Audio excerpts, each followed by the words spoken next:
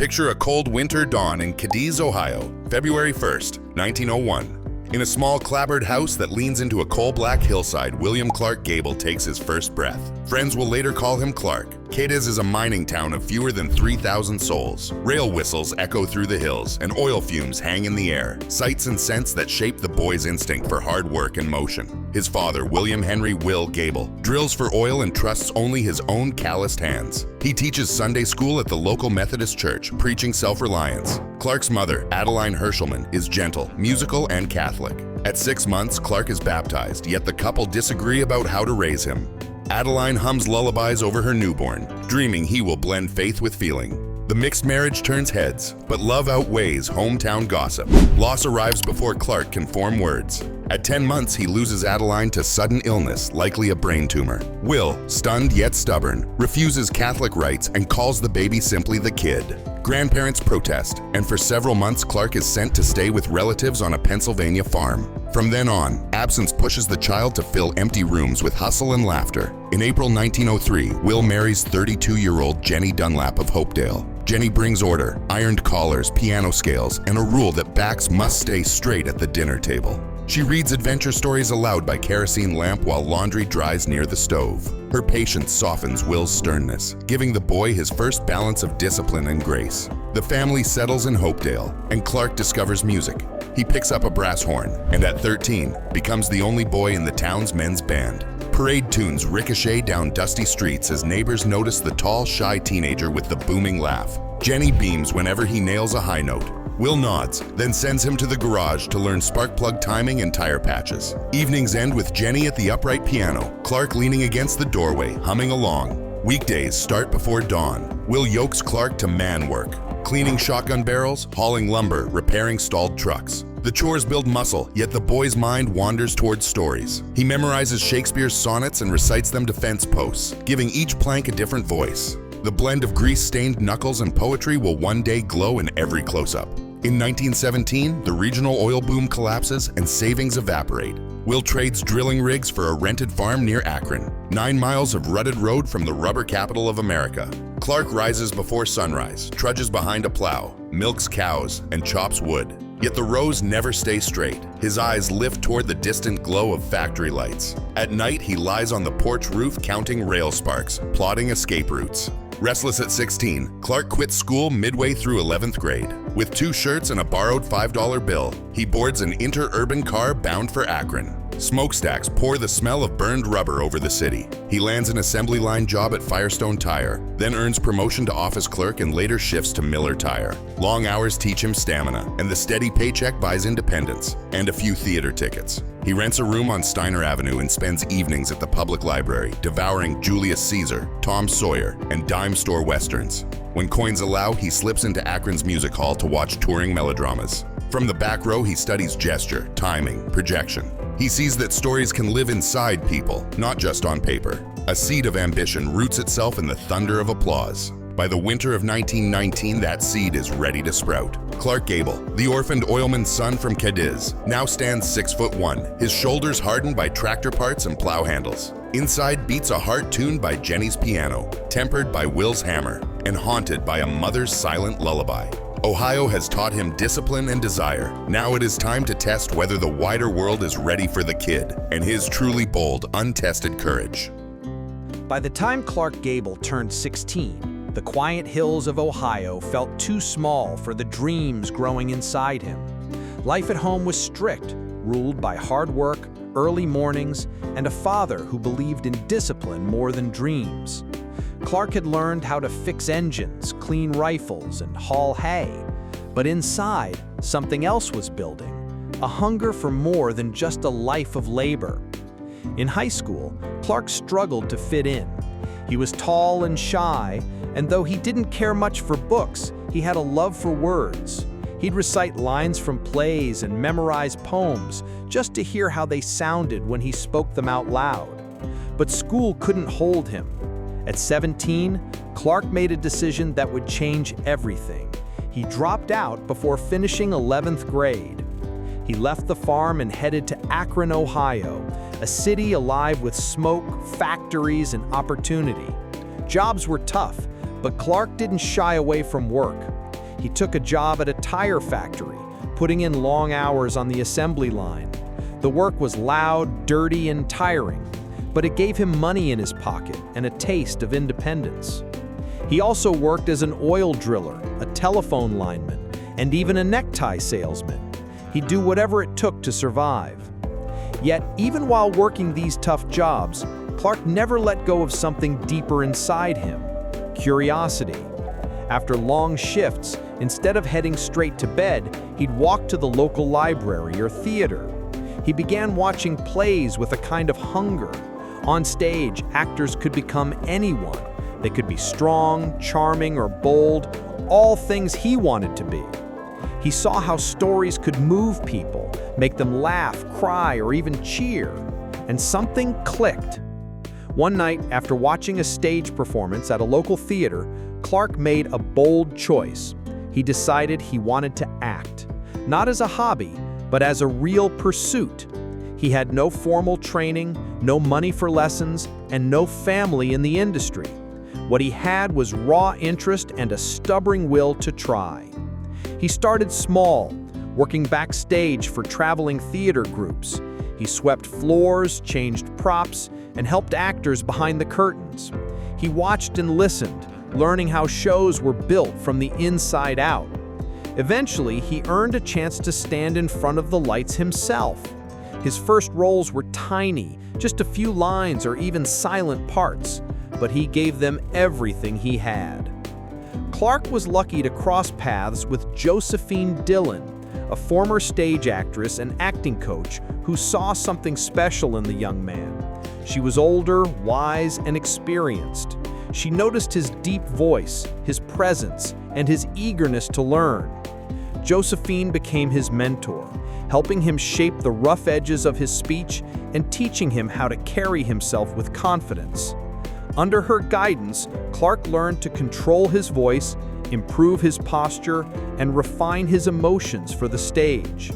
She believed in him so much that she invested her own time and money into his future. Clark moved in with her, and eventually, the two married, though their relationship was more professional than romantic.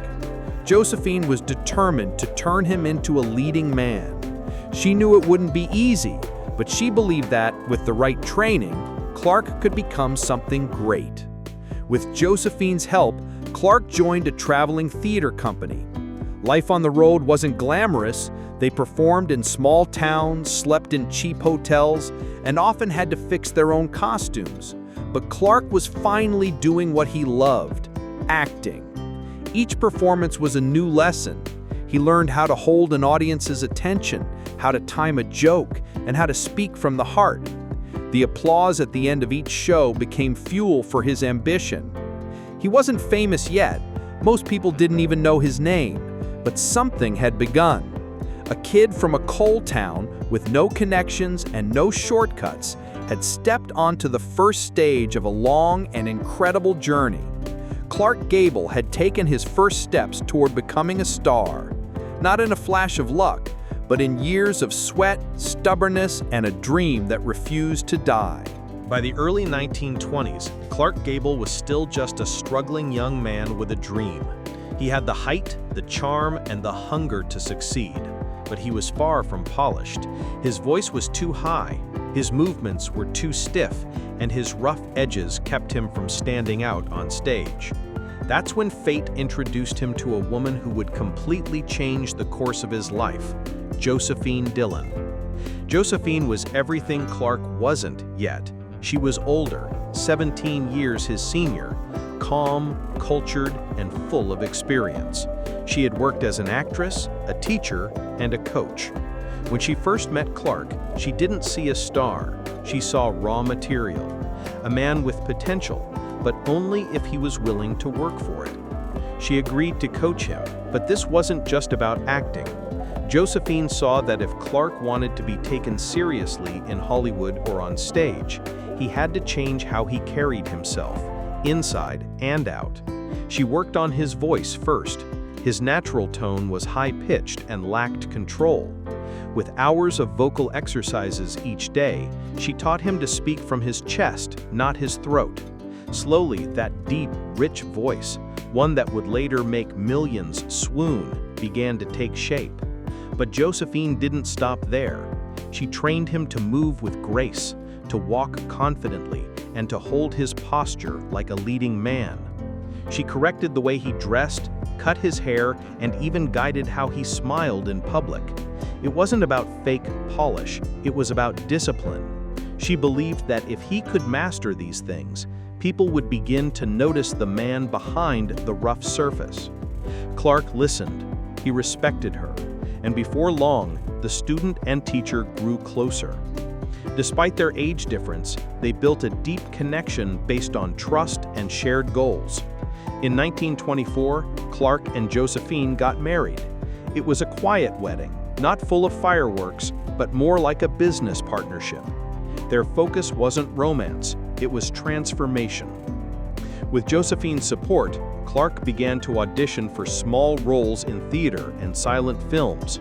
He still struggled at first, and parts were hard to come by, but Josephine believed in him fiercely. She pushed him to keep going, to ignore rejection, and to continue sharpening his craft.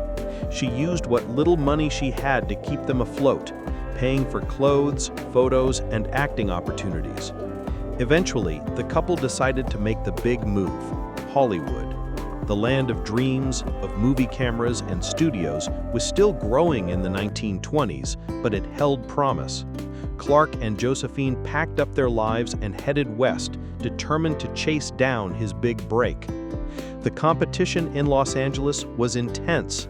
Young actors were everywhere, many with better connections and more money, but few had the kind of training and determination that Clark now carried. In Hollywood, Josephine worked as an acting coach, while Clark took on any job he could find. Bit parts in silent films, stage roles, even extra work where he'd appear in the background with no lines. It wasn't glamorous, but it was progress, and through it all, Josephine was by his side, adjusting his technique, encouraging him, and reminding him who he was becoming. Clark's confidence began to grow. His once shaky voice was now strong and commanding. His body, shaped by years of hard labor, now moved with purpose. Casting directors started to take notice. They may not have known his name yet, but they saw a man who looked like he belonged on screen. Their marriage would not last forever. Over time, as Clark's career began to rise, the bond between them shifted. Their relationship had always been more about growth than romance, and eventually they parted ways. But Clark never forgot what Josephine did for him. She had believed in him before anyone else. She had taken a rough, unsure young man and helped shape him into someone ready for the spotlight. Without Josephine Dillon, Clark Gable might never have become the king of Hollywood. She didn't just teach him how to act, she helped him discover who he really was. When Clark Gable arrived in Hollywood in the mid-1920s, the movie world was still silent. Films had no spoken dialogue, just music and title cards.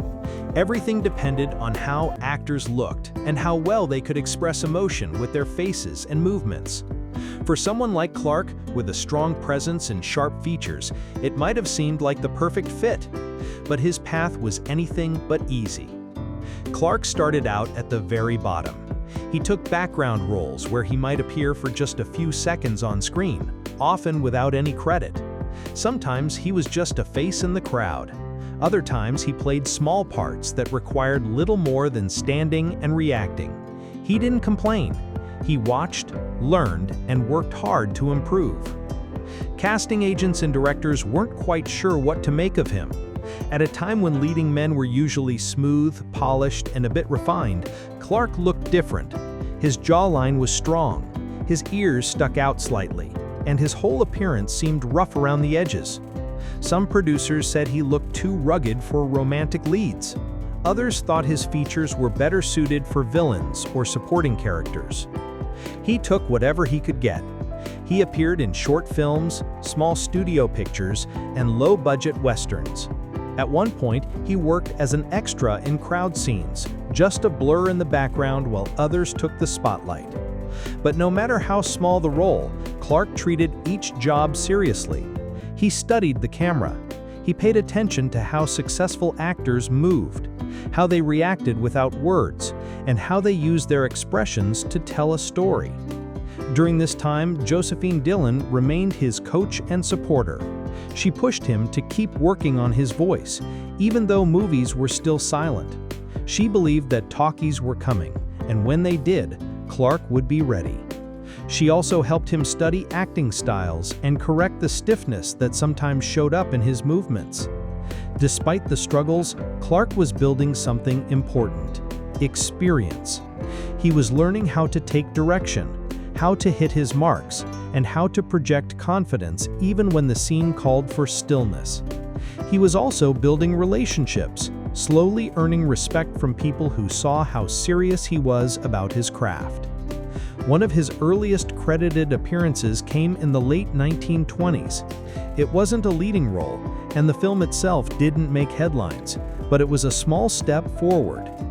Each time he appeared on screen, people started to notice something about him: an intensity in his eyes, a quiet strength in the way he carried himself. He still didn't fit the mold of the typical Hollywood star, but there was something different, something real. He continued to work through these silent years, taking bit parts in films and theater productions. He moved between studios, never staying long, always trying to find the right fit. He faced rejection more often than acceptance, but every no only pushed him harder. He believed that if he kept showing up and doing the work, eventually someone would see what he had to offer. That moment started to arrive when the film industry began its biggest change: sound. As talkies took over in the late 1920s, many silent film stars struggled to adapt. Some had voices that didn't match their image, while others couldn't handle speaking on camera. But Clark Gable was ready.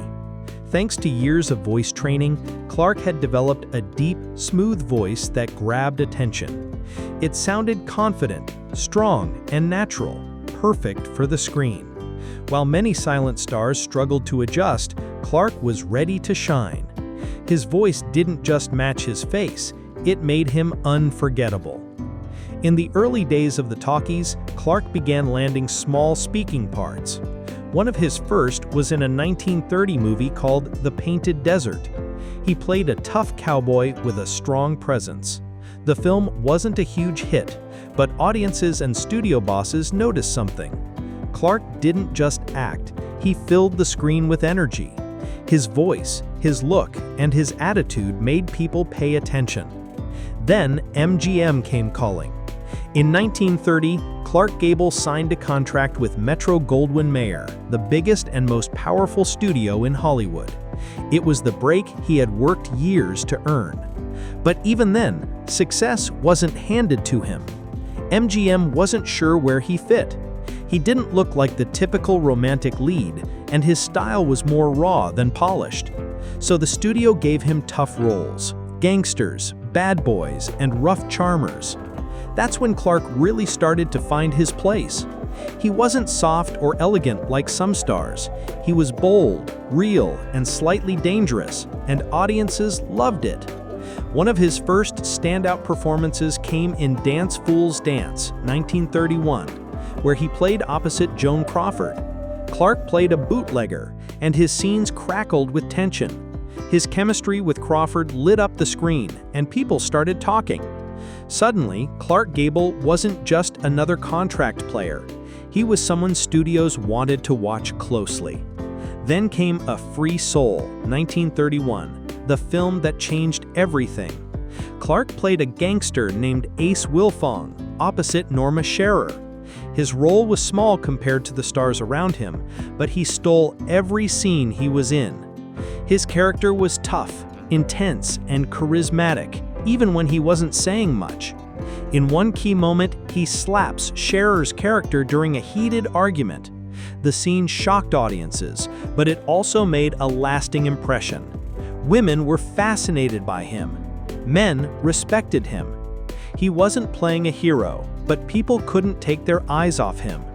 Clark had found his screen identity: strong, rough-edged, and irresistible. MGM finally realized what they had. They began grooming him for stardom, pairing him with leading ladies like Jean Harlow and Joan Crawford in film after film. Part 5. Clark's roles grew bigger and better. He played men who didn't follow rules, but had their own kind of honor. He wasn't polished like other actors, but he felt real. That's what made him stand out. He brought something different to the screen, something that audiences hadn't seen before. Behind the scenes, Clark stayed humble. He knew how hard he'd worked to get there. He was always early on set, respectful to his co-stars, and ready to deliver his best. He didn't act like a star, even as he became one. By the end of 1931, Clark Gable was no longer a background player. He was a rising name in Hollywood, and people were starting to call him the next big thing. MGM had taken a risk, and it was paying off. His journey from extra to lead actor had taken years, but now his time had come. The early talkies gave Clark a new voice, literally and professionally. He had found the style, the confidence, and the audience he needed. Hollywood had changed, and so had Clark. He was no longer just the oilman's son from Ohio. He was becoming the man who would soon be known as the King of Hollywood. As the 1930s began, Clark Gable was no longer just another face in the crowd. He had gone from background roles to leading man, and now he was becoming something even more powerful, a star. Audiences across America were drawn to his unique mix of toughness and charm. He wasn't a polished prince or a gentleman in a tuxedo. He was real. He was bold. He was the kind of man people hadn't seen before on the screen. MGM, always watching audience reactions, quickly saw the spark. They began casting Clark in bigger roles, often as the bad boy type, a man who might bend the rules but always had a strong sense of right and wrong. He played outlaws, gamblers, and street-smart heroes. These characters weren't perfect, but that's what made them interesting. And more than that, Gable made them believable. One of the key moves in Clark's rise was pairing him with the biggest actresses of the time. Joan Crawford was one of MGM's brightest stars, and when she shared the screen with Gable, the chemistry was electric. In films like Laughing Sinners and Possessed, their scenes sizzled with tension. Audiences loved the pairing. Crawford brought elegance and Gable brought grit. It was a perfect mix. Off-screen, there were rumors of romance, which only added to the public's fascination. Then came Jean Harlow, the platinum blonde bombshell of the era. When Gable and Harlow teamed up, something magical happened. In films like Red Dust, 1932, and Hold Your Man, 33, their on-screen relationship was playful, sexy, and full of energy. They challenged each other in every scene. Harlow's sass and Gable's swagger created unforgettable moments. Together, they lit up the screen and became one of the most popular screen duos of the decade. Gable's characters during this time shared common traits. They were tough, confident, and rarely followed the rules, but they also had heart. Whether he was playing a soldier, a reporter, or a working-class hero, Gable brought warmth and depth to his roles. He could be rough, but he also knew how to deliver a soft line or show a moment of pain. That balance made him stand out from other actors. Audiences couldn't get enough. Gable quickly climbed the ranks of Hollywood's most bankable stars. By the mid-1930s, he was regularly featured in fan magazines, and his face was recognized in every movie house across the country. Studio publicists worked hard to build his image as a man's man, someone who drank whiskey, drove fast cars, and didn't care for fancy things. But behind the scenes, Clark remained humble and focused on his work. He was also building a reputation for being easy to work with. Crew members liked him, directors trusted him. He wasn't interested in playing the diva. He showed up, knew his lines, and delivered solid performances. For MGM, he was a dream. They had a leading man who didn't just look good on camera, he carried entire films with strength and honesty. Gable's tough guy image wasn't just a role, it became part of his brand. In a time when the country was still recovering from the Great Depression, his character spoke to ordinary people. He played men who had struggled, who had fought for what they wanted, and who didn't always play by society's roles. That kind of hero felt real to the audience. They saw a little of themselves in him. But he wasn't limited to tough roles. Gable also proved he could handle romance and comedy with equal skill. His timing, expressions, and charm made him a favorite in all kinds of films. Whether he was fighting off enemies or falling in love, he did it with a natural confidence that was rare. By the end of the 1930s, Clark Gable was one of the most powerful names in Hollywood. He had carved out a unique space for himself, balancing strength and sensitivity in a way few actors could.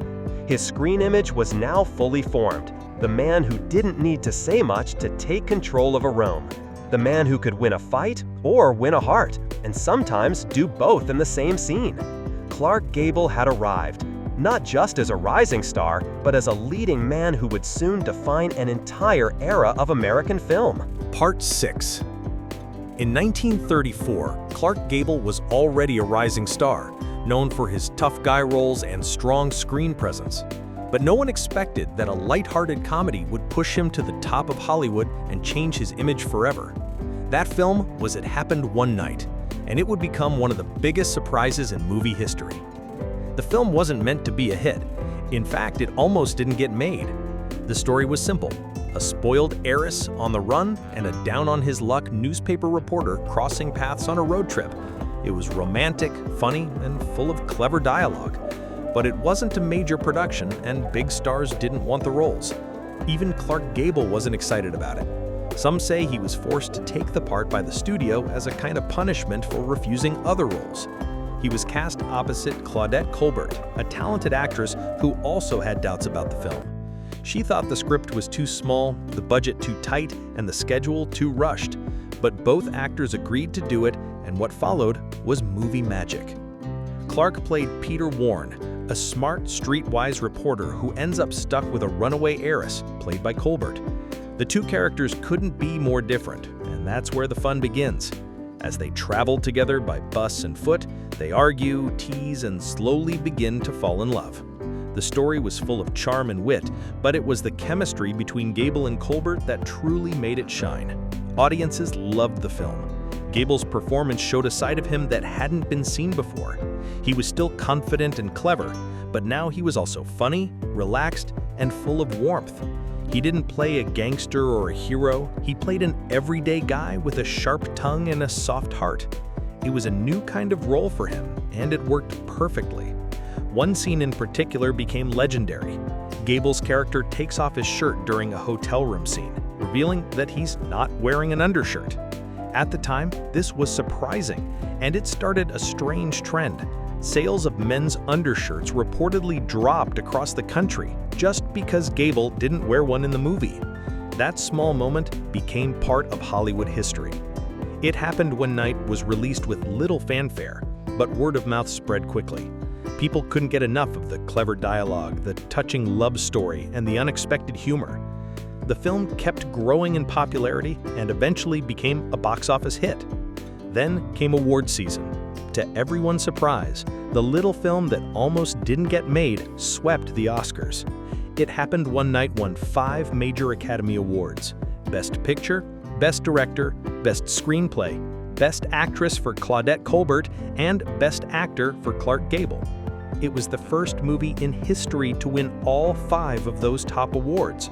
For Gable, it was a turning point. Winning the Oscar proved that he wasn't just a strong screen presence, he was a true actor with range, timing, and heart. It also changed how the public saw him. He could still play tough guys, but now people knew he could also make them laugh and feel something deeper. After the film, Clark Gable's popularity soared. He was no longer just a favorite among female fans, he became a star with wide appeal. Men admired him, women adored him.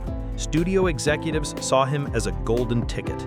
He could do drama, comedy, romance, and action, all without losing that natural charm. More importantly, Gable himself began to grow. The success gave him more confidence and more choices. He was no longer just a face on a poster. He was a leading man with the awards and the box office numbers to prove it. It Happened One Night didn't just earn him an Oscar. It opened a new chapter in his career. It showed Hollywood and the world that Clark Gable was more than a handsome actor. He was a performer who could lead any film in any genre and leave a lasting mark. That little road trip comedy, made on a tight budget with uncertain stars, became the film that crowned Clark Gable as one of Hollywood's true kings. By the mid-1930s, Clark Gable wasn't just a movie star, he was a phenomenon. Audiences packed theaters just to see him, and his name on a poster guaranteed ticket sales. He was charming, rugged, and confident. Whether he played a hard-nosed reporter, a soldier, or a roguish lover, people believed in him. He didn't act like a hero, he simply was one. That's when Hollywood gave him a new name, the King. It wasn't a title he asked for, it was something the public gave him, and it stuck. Gable became known as the King of Hollywood, a symbol of everything that made movie stars larger than life. At a time when America was still struggling through the Great Depression, people wanted strength, hope, and escape. Gable gave them all three. On screen, he played men who didn't follow the rules. He was direct, fearless, and never backed down. But he also showed moments of tenderness. He wasn't cold, he had heart. That balance made him feel real. He didn't pretend to be perfect, and that's what made audiences love him even more. Year after year, Clark Gable ranked in the top 10 box office stars in America. Studio executives called him a sure thing because any film he starred in was almost guaranteed to make money. He wasn't just popular, he was reliable. MGM, the studio he called home for most of his career, built entire movies around his presence. His name alone could carry a film. What made Gable stand out even more was his masculine image. At a time when many leading men were polished and proper, Gable brought a different kind of energy. He looked like he had worked with his hands, like he knew how to fix a car or build a house. That natural strength appealed to both men and women. Women saw him as romantic, but men respected him. He was tough, but not cruel, proud, but not arrogant. He represented a kind of manhood that felt honest. Part 7. In magazines, newspapers, and radio shows, Gable became a regular topic. His look, slicked back hair, mustache, strong jawline became iconic. Men copied his style. Women swooned over his smile. He didn't chase the spotlight, but it always seemed to follow him. Whether attending premieres, traveling across the country, or visiting troops during wartime, Gable brought the same quiet confidence everywhere he went. Despite his fame, Gable remained grounded. He preferred the outdoors to the Hollywood party scene. When he wasn't working, he liked to hunt, fish, and ride horses. He owned a ranch and enjoyed spending time away from the cameras. Those who worked with him often said he was kind, professional, and deeply respectful. He didn't act like royalty, even as the world called him the King of Hollywood. Throughout the 1930s, his film career kept climbing.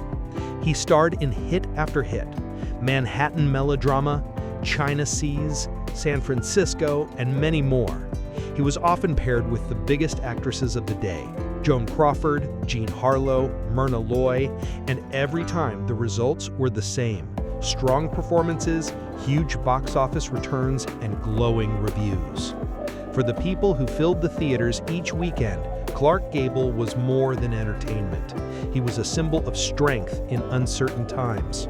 During the Depression, when jobs were lost and families struggled, Gable's characters offered escape and a reminder that resilience, charm, and courage could still win. He was a star built by talent, timing, and tireless work. And unlike many stars of the time, Gable didn't fade quickly. He grew stronger with each year, building a legacy that would last well beyond the 1930s. By the end of that decade, there was no doubt about it. Clark Gable wasn't just one of many actors in Hollywood, he was the face of it. And with his deep voice, steady gaze, and unshakable presence, he truly earned the title that fans gave him without hesitation: the King of Hollywood.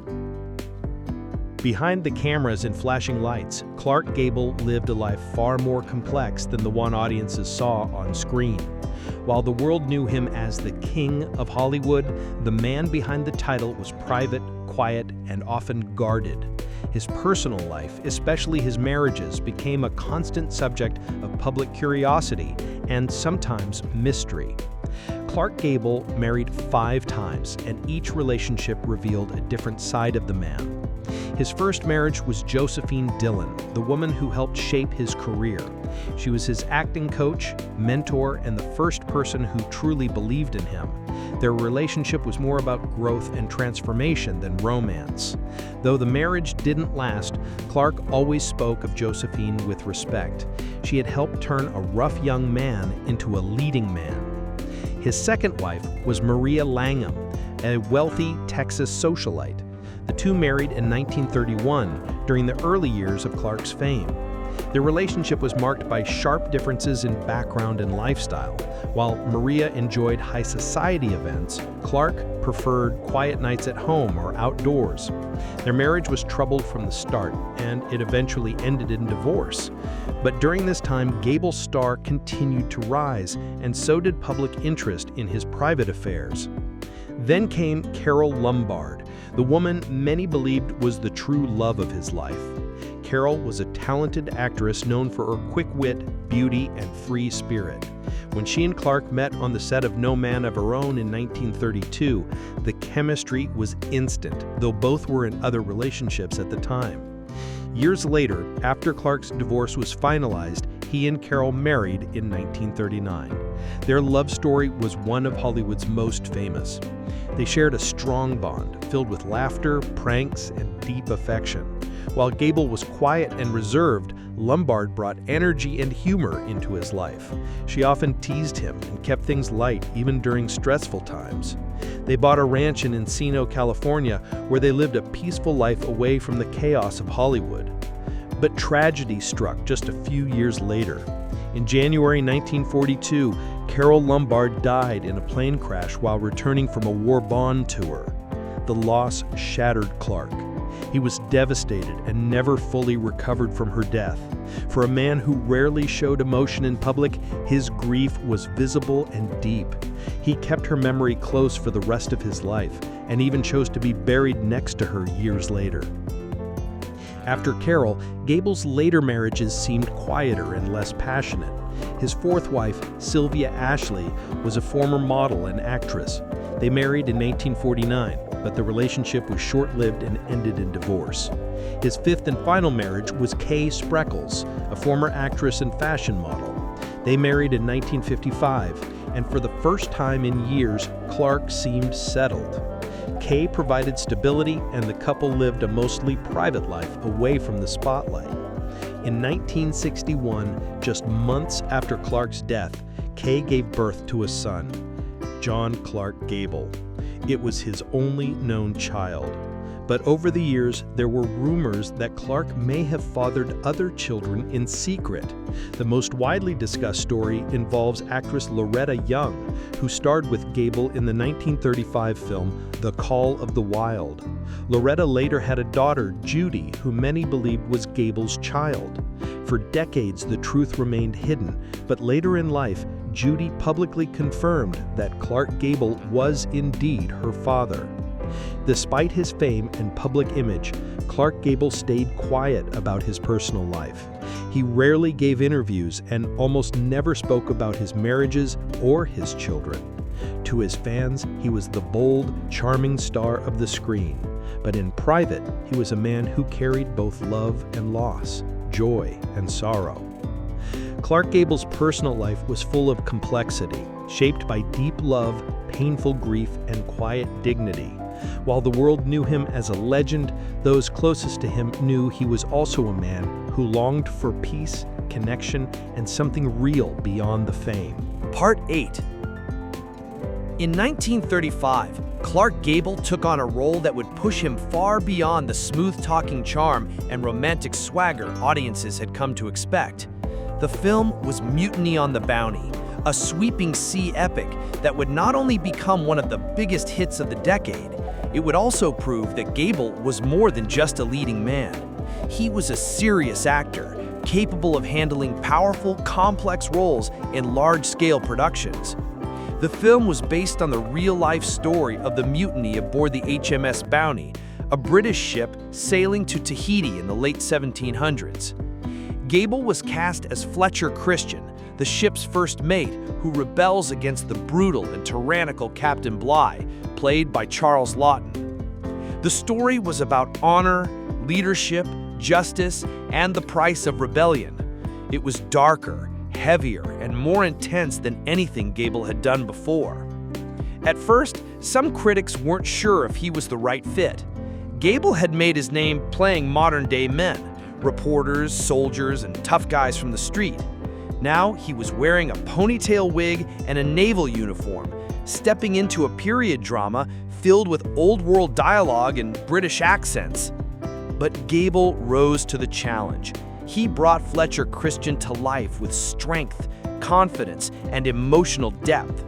The character wasn't just a hero. He was a man caught between loyalty to his captain and his duty to his fellow sailors. Gable showed that struggle in every scene. He didn't overact or reach for sympathy. Instead, he played Christian as a man of action, flawed, brave, and unwilling to stand by in the face of cruelty. The film itself was a massive production. MGM spared no expense, building giant ship sets, filming dramatic ocean scenes, and hiring a large cast. Everything about Mutiny on the Bounty was big. It was a gamble, but it paid off. The movie became a major box office hit, drawing huge crowds and earning rave reviews. Audiences were thrilled by the action, the tension, and the powerful performances. Gable's work was especially praised. People saw a different side of him, one that could carry a heavy drama with serious themes and still feel completely natural. His performance was strong, steady, and believable. It proved he didn't need to rely on romance or comedy to hold the screen. He could lead a historical epic and give it real heart. The film received 8 Academy Award nominations, including 1 for Best Actor for Gable. Although he didn't win this time, he had already taken home the Oscar for It Happened One Night, just the year before. The nomination itself spoke volumes. Hollywood now saw him not just as a movie star, but a dramatic actor with real range. Mutiny on the Bounty also helped cement Gable's image as a man of principle. On-screen, his character stood up to injustice. Off-screen, fans believed Gable shared that same sense of fairness and courage. He had come to represent the kind of hero people admired. Not perfect, but honorable, strong, and willing to fight for what's right. After this role, studios offered Gable a wider variety of parts. He wasn't just the love interest anymore. He was now trusted with powerful, dramatic roles that demanded more than charm. And he handled them with the same grit and grace that had made him famous. Mutiny on the Bounty was more than just a film in Gable's career. It was a turning point. It showed that he could do more than entertain. He could challenge, inspire, and lead. In a decade filled with unforgettable performances, this one stood tall. It added depth to his growing legacy and reminded the world why Clark Gable was and would remain the King of Hollywood. Part 9. In 1939, Clark Gable stepped into the biggest role of his life, Rhett Butler in Gone with the Wind. Though already one of Hollywood's top stars, this one film would lift him to worldwide fame and seal his place in movie history. The story, based on Margaret Mitchell's best-selling novel, was set during the Civil War and Reconstruction. It followed the love, loss, and pride of Southern society, with Rhett Butler playing the bold, sarcastic, and unpredictable romantic lead. The road to casting Rhett Butler was not smooth. For months, fans had begged studios to give the role to Clark Gable. MGM owned Gable's contract, and after long negotiations with producer David O. Selznick, they agreed to loan him for the role. At first, Gable was nervous. He didn't see himself as a Southern gentleman and worried about living up to the high expectations of readers. But once filming began, his performance came alive. Vivien Leigh, a British actress, was cast as Scarlett O'Hara.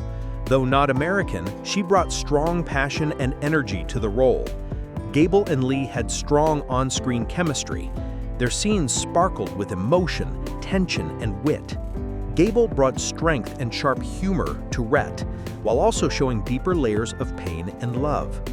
It was a role that allowed him to be charming, heartbroken, tough, and tender all at once. Gone with the Wind was one of the most expensive films ever made at the time. Production was huge, with elaborate sets, hundreds of extras, and new technology like Technicolor.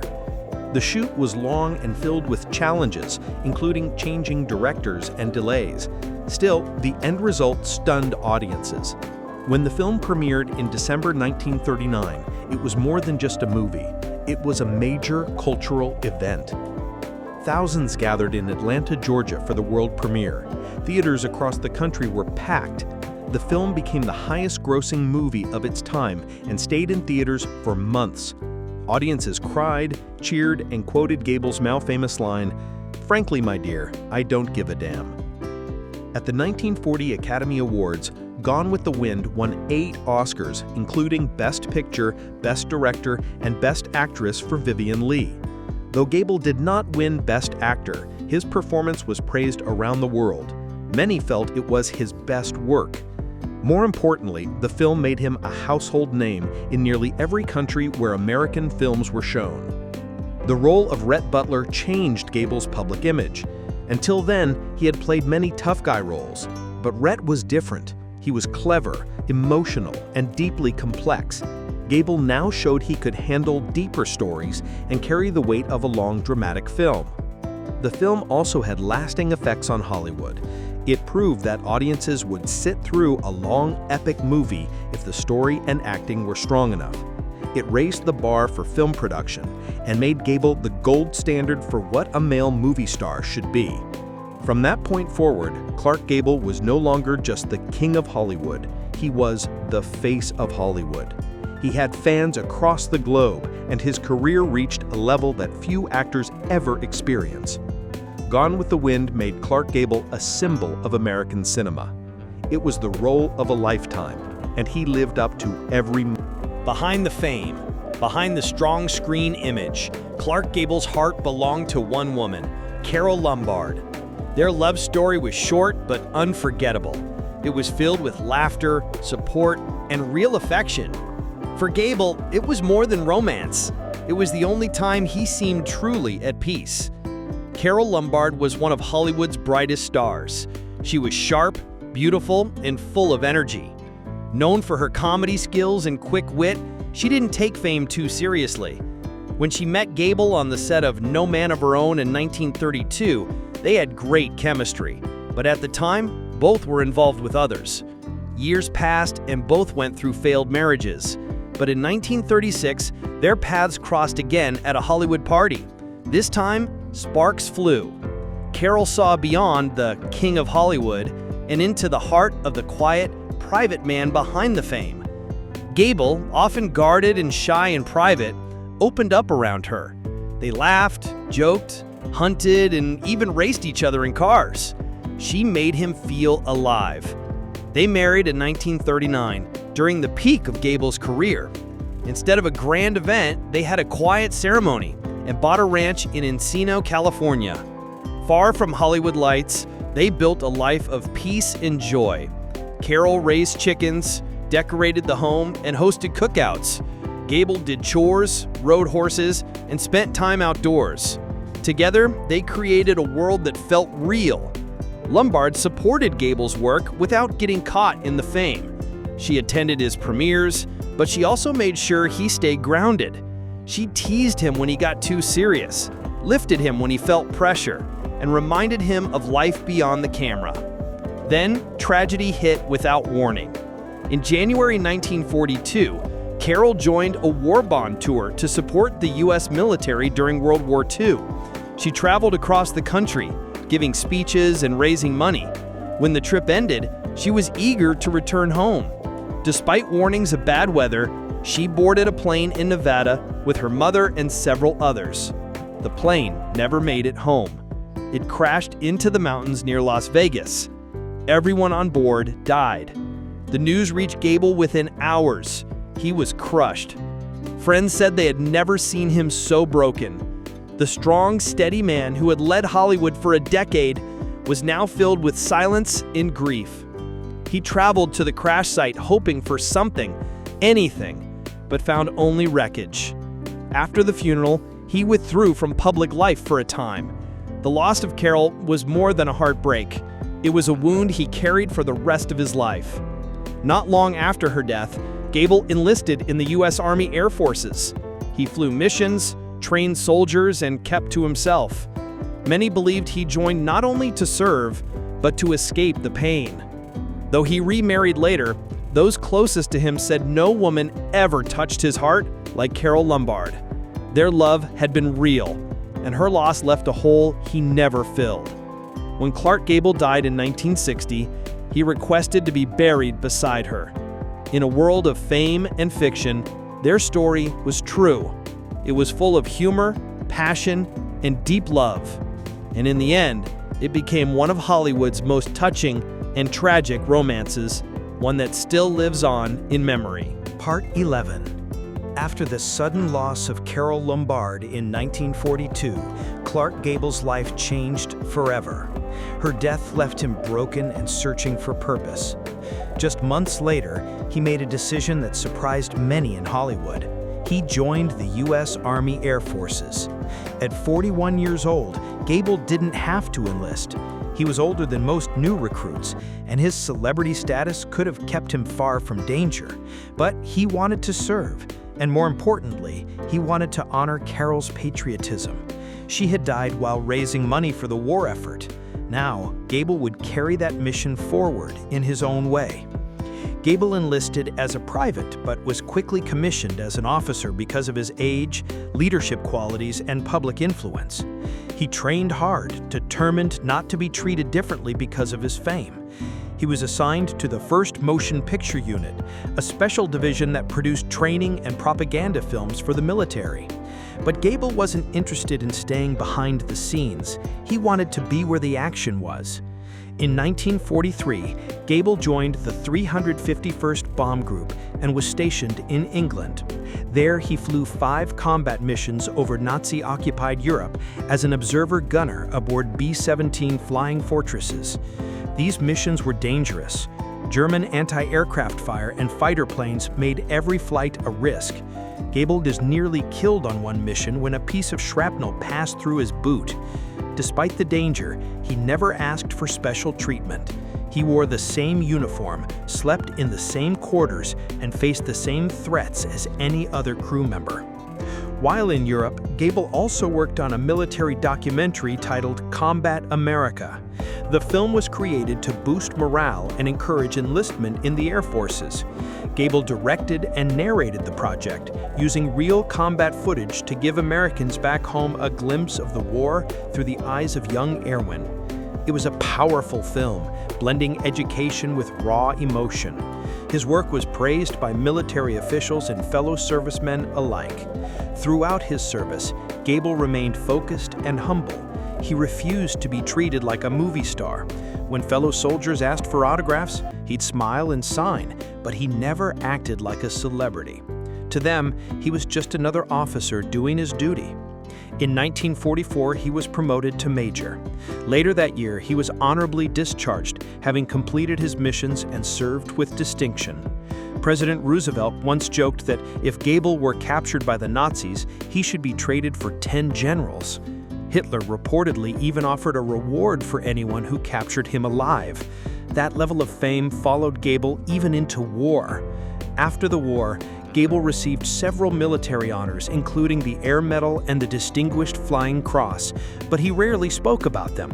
He didn't brag or seek attention for his service. For him, it wasn't about recognition. It was about doing the right thing at a time when the world was in crisis. Gable's time in uniform added a new layer to his public image.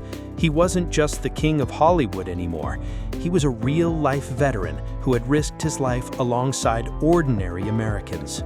It deepened the public's respect for him and made his return to Hollywood all the more meaningful. Though he left the battlefield behind, the experience stayed with him for the rest of his life. Clark Gable had already proven himself on the screen. Now he had proven himself as a man of courage, honor, and quiet strength. When World War II ended in 1945, Clark Gable returned to Hollywood a changed man. He was older, quieter, and carried the weight of war and personal loss. The Hollywood he came back to had changed too. New stars were rising, tastes were shifting, and the studio system was starting to lose its grip. Gable still had star power, but the world had moved on in subtle ways. His return to the screen would be both a challenge and a new chapter. Audiences welcomed him back with open arms. His first post-war film, Adventure, 1945, was promoted with great excitement. MGM even used the tagline, "Gable's back and Garson's got him," pairing him with Greer Garson, another beloved star. Expectations were sky high, but when the film premiered, the response was lukewarm. Critics felt the story lacked energy, and even Gable seemed slightly out of place. The film wasn't a complete failure, but it didn't live up to the hype. That was the start of a new reality for Gable. During the war, the public had changed. Younger audiences were drawn to fresh faces like Gregory Peck, Montgomery Clift, and Marlon Brando, actors who brought a more modern, emotional style to the screen. Gable's traditional, larger-than-life screen persona began to feel like a product of a different era. Still, Gable remained bankable. He had decades of experience, and his name still drew crowds. He adapted by choosing roles that suited his age and persona. He continued to play strong, independent man, sometimes in westerns, sometimes in military roles, and sometimes in romantic dramas. While the roles may not have been as iconic as Rhett Butler or Fletcher Christian, Gable's performances were always solid, professional, and engaging. In 1947, he starred in The Hucksters, playing a cynical advertising executive opposite Deborah Kerr. The film was a success and showed that Gable could still lead a picture and bring in strong box office numbers. Over the next several years, he appeared in a variety of films, including Homecoming, 1948, Command Decision, 1948, and Key to the City, 1950. These movies performed well and kept Gable in the public eye. Though he was no longer the biggest star in the world, he never lost his work ethic. Directors praised his discipline. He showed up on time, knew his lines, and gave consistent performances. Younger actors looked up to him, and audiences still felt a deep loyalty to the man they had admired for so long. Throughout the late 1940s and into the 1950s, Gable slowly adjusted to his role as a veteran actor in a changing industry. He wasn't chasing the spotlight anymore. He chose his projects carefully and worked at a steady pace. He even started producing some of his own films, gaining more control over his career than ever before. There was also a quiet dignity in how Gable carried himself. He didn't try to act younger than he was, he aged with grace and didn't shy away from showing it on screen. That honesty only deepened the connection audiences had with him. Even as trends changed and new stars emerged, Clark Gable's name still meant something. He had become more than a star. He was a symbol of classic Hollywood. While some of his post-war films didn't match his earlier hits, his presence remained powerful. His career reboot may not have taken him back to the very top, but it reminded the world why he had gotten there in the first place. Gable didn't need to prove himself anymore. He had already done that, in war, in film, and in life. As the 1950s rolled in, Clark Gable entered the final stage of his career. Though no longer the dominant box office king of the 1930s, he remained a major draw and a respected figure in the industry. However, the Hollywood system that had shaped and supported him was starting to fall apart. MGM, the studio that had once built his image and protected his brand, was losing its power. The studio system itself, which had reigned for decades, was crumbling under the pressure of television, antitrust laws, and changing audience tastes. Gable was left to navigate a new kind of Hollywood, one where stars had to take more control of their own careers. During this time, Gable began working outside of MGM, seeking independent contracts and more creative freedom.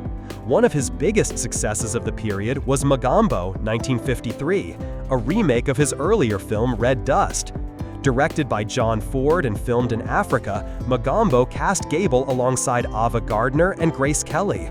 He played Victor Marswell, a rugged safari guide caught in a love triangle. Though older than in the original film, Gable brought a grizzled charm and maturity to the role. The film was a commercial success and proved he could still lead a picture. His chemistry with both actresses was natural, and the film was praised for its exotic locations and emotional drama. Following Magambo, Gable chose projects carefully, avoiding roles that didn't suit his age or style. He was no longer chasing the hottest scripts. Instead, he picked stories that allowed him to stay true to his strengths: strong characters, straightforward dialogue, and roles with grit. In The Tall Man, 1955, a Western co-starring Jane Russell and Robert Ryan, Gable played a former Confederate soldier turned cattleman. The film delivered action and old-school charm, and while it didn't redefine the genre, it gave audiences exactly what they wanted from Gable: leadership, romance, and a little danger. In 1958, he surprised many by taking on a very different kind of role in Teacher's Pet, a romantic comedy opposite Doris Day. Gable played a gruff newspaper editor who pretends to be a student in order to woo a journalism professor. The film offered humor, warmth, and clever dialogue. Audiences appreciated seeing Gable loosen up, and his pairing with Doris Day proved unexpectedly delightful. It showed he still had comedic timing and an ability to reinvent himself, even if only slightly. The film became a hit and reminded everyone that Gable could still connect with viewers, young and old alike. Despite these successes, it was clear that Gable's era was fading. Hollywood was now leaning toward realism, method acting, and younger stars, who brought a new kind of intensity to the screen. Marlon Brando, James Dean, and Paul Newman had become symbols of a fresh generation. Their performances were raw and vulnerable, while Gable's style was rooted in strength, mystery, and control. While he never criticized the newcomers publicly, Gable privately struggled to understand the changing direction of film acting. The world he had once ruled was moving on. Meanwhile, MGM, his longtime home studio, was in steady decline. The studio had been sold, budgets were shrinking, and the powerful executives who once shaped careers had lost control. Gable, who had once been protected by MGM's top producers, now found himself a free agent in a more unpredictable industry. He signed shorter contracts and worked with a variety of studios, but the safety net was gone. For the first time in decades, he had to manage his own image. Still, Gable continued to work steadily. His name still had weight, and even if critics didn't always praise the scripts, they rarely doubted his performance. Films like Run Silent, Run Deep, a submarine drama with Burt Lancaster, showed that he could still deliver in intense, masculine roles. He also tried his hand at lighter projects and even appeared in television specials, though he never fully embraced the small screen. As he moved into the final years of the 1950s, Gable became more selective and cautious. He understood that his age, the shifts in audience taste, and the fading studio support all worked against him. But rather than retire quietly, he kept pushing forward, showing loyalty to the craft that had made him a legend. He may not have ruled the box office anymore, but he carried himself with the same confidence and class that had earned him the crown as the King of Hollywood. While some of his post-war films didn't match his earlier hits, his presence remained powerful. His career reboot may not have taken him back to the very top, but it reminded the world why he had gotten there in the first place. Gable didn't need to prove himself anymore. He had already done that, in war, in film, and in life. As the 1950s rolled in, Clark Gable entered the final stage of his career. Though no longer the dominant box office king of the 1930s, he remained a major draw and a respected figure in the industry. However, the Hollywood system that had shaped and supported him was starting to fall apart. MGM, the studio that had once built his image and protected his brand, was losing its power. The studio system itself, which had reigned for decades, was crumbling under the pressure of television, antitrust laws, and changing audience tastes. Gable was left to navigate a new kind of Hollywood, one where stars had to take more control of their own careers. During this time, Gable began working outside of MGM, seeking independent contracts and more creative freedom. One of his biggest successes of the period was Magambo, 1953, a remake of his earlier film Red Dust. Directed by John Ford and filmed in Africa, Magambo cast Gable alongside Ava Gardner and Grace Kelly. He played Victor Marswell, a rugged safari guide caught in a love triangle. Though older than in the original film, Gable brought a grizzled charm and maturity to the role. The film was a commercial success and proved he could still lead a picture. His chemistry with both actresses was natural, and the film was praised for its exotic locations and emotional drama. Following Magambo, Gable chose projects carefully, avoiding roles that didn't suit his age or style. He was no longer chasing the hottest scripts. Instead, he picked stories that allowed him to stay true to his strengths: strong characters, straightforward dialogue, and roles with grit.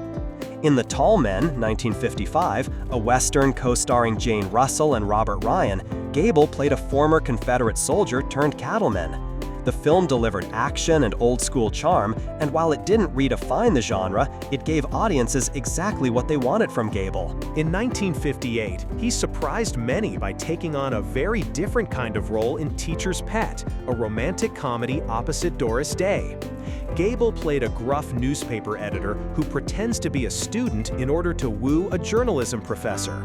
The film offered humor, warmth, and clever dialogue. Audiences appreciated seeing Gable loosen up, and his pairing with Doris Day proved unexpectedly delightful. It showed he still had comedic timing and an ability to reinvent himself, even if only slightly. The film became a hit and reminded everyone that Gable could still connect with viewers, young and old alike. Despite these successes, it was clear that Gable's era was fading. Hollywood was now leaning toward realism, method acting, and younger stars who brought a new kind of intensity to the screen. Marlon Brando, James Dean, and Paul Newman had become symbols of a fresh generation. Their performances were raw and vulnerable, while Gable's style was rooted in strength, mystery, and control. While he never criticized the newcomers publicly, Gable privately struggled to understand the changing direction of film acting. The world he had once ruled was moving on. Meanwhile, MGM, his longtime home studio, was in steady decline. The studio had been sold, budgets were shrinking, and the powerful executives who once shaped careers had lost control. Gable, who had once been protected by MGM's top producers, now found himself a free agent in a more unpredictable industry. He signed shorter contracts and worked with a variety of studios, but the safety net was gone. For the first time in decades, he had to manage his own image. Still, Gable continued to work steadily. His name still had weight, and even if critics didn't always praise the scripts, they rarely doubted his performance. Films like Run Silent, Run Deep, 1958, a submarine drama with Burt Lancaster, showed that he could still deliver in intense, masculine roles. He also tried his hand at lighter projects and even appeared in television specials, though he never fully embraced the small screen. As he moved into the final years of the 1950s, Gable became more selective and cautious. He understood that his age, the shifts in audience taste. When World War II ended in 1945, Clark Gable returned to Hollywood a changed man. He was older, quieter, and carried the weight of war and personal loss. The Hollywood he came back to had changed too. New stars were rising, tastes were shifting, and the studio system was starting to lose its grip. Gable still had star power, but the world had moved on in subtle ways. His return to the screen would be both a challenge and a new chapter. Audiences welcomed him back with open arms. His first post-war film, Adventure, 1945, was promoted with great excitement. MGM even used the tagline, "Gable's back and Garson's got him," pairing him with Greer Garson, another beloved star. Expectations were sky high, but when the film premiered, the response was lukewarm. Critics felt the story lacked energy, and even Gable seemed slightly out of place. The film wasn't a complete failure, but it didn't live up to the hype. That was the start of a new reality for Gable. During the war, the public had changed. Younger audiences were drawn to fresh faces like Gregory Peck, Montgomery Clift, and Marlon Brando, actors who brought a more modern, emotional style to the screen. Gable's traditional, larger-than-life screen persona began to feel like a product of a different era. Still, Gable remained bankable. He had decades of experience, and his name still drew crowds. He He adapted by choosing roles that suited his age and persona. He continued to play strong, independent man, sometimes in westerns, sometimes in military roles, and sometimes in romantic dramas. While the roles may not have been as iconic as Rhett Butler or Fletcher Christian, Gable's performances were always solid, professional, and engaging. In 1947, he starred in The Hucksters, playing a cynical advertising executive opposite Deborah Kerr. The film was a success and showed that Gable could still lead a picture and bring in strong box office numbers. Over the next several years, he appeared in a variety of films, including Homecoming, 1948, Command Decision, 1948, and Key to the City, 1950. These movies performed well and kept Gable in the public eye. Though he was no longer the biggest star in the world, he never lost his work ethic. Directors praised his discipline. He showed up on time, knew his lines, and gave consistent performances. Younger actors looked up to him, and audiences still felt a deep loyalty to the man they had admired for so long. Throughout the late 1940s and into the 1950s, Gable slowly adjusted to his role as a veteran actor in a changing industry. He wasn't chasing the spotlight anymore. He chose his projects carefully and worked at a steady pace. He even started producing some of his own films, gaining more control over his career than ever before. There was also a quiet dignity in how Gable carried himself. He didn't try to act younger than he was, he aged with grace and didn't shy away from showing it on screen. That honesty only deepened the connection audiences had with him. Even as trends changed and new stars emerged, Clark Gable's name still meant something. He had become more than a star. He was a symbol of classic Hollywood. While some of his post-war films didn't match his earlier hits, his presence remained powerful.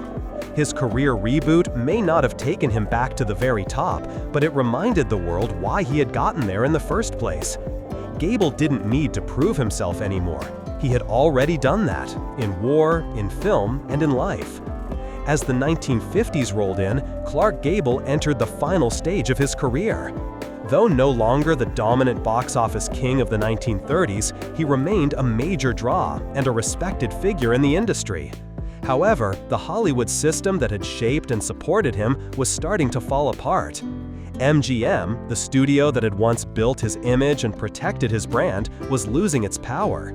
The studio system itself, which had reigned for decades, was crumbling under the pressure of television, antitrust laws, and changing audience tastes. Gable was left to navigate a new kind of Hollywood, one where stars had to take more control of their own careers. During this time, Gable began working outside of MGM, seeking independent contracts and more creative freedom. One of his biggest successes of the period was Mogambo, 1953, a remake of his earlier film Red Dust. Part 15. Directed by John Ford and filmed in Africa, Clark Gable Mogambo began cast work Gable on what would alongside become the Ava final Gardner film and of Grace his long Kelly. and legendary He played career, Victor The Marswell, a Misfits. rugged safari Written guy by caught in a famed love playwright triangle. Arthur Miller, Though and directed older than by in the the original renowned John film, Huston, Gable brought the a film was grizzled designed charm to and be a maturity to the serious, role. emotional drama, The film was a different commercial from the success typical Hollywood and proved fare he of the could still time. lead a picture. It was raw, His chemistry with introspective, both actresses and was deeply natural, personal, and the not film just was for praised Gable, for its but for exotic everyone locations involved. and emotional drama. Alongside him were Following Marilyn Monroe Mogambo, and Montgomery Gable chose Clift, projects two of carefully, the most avoiding vulnerable roles and that didn't talented suit his stars of the age or era. style.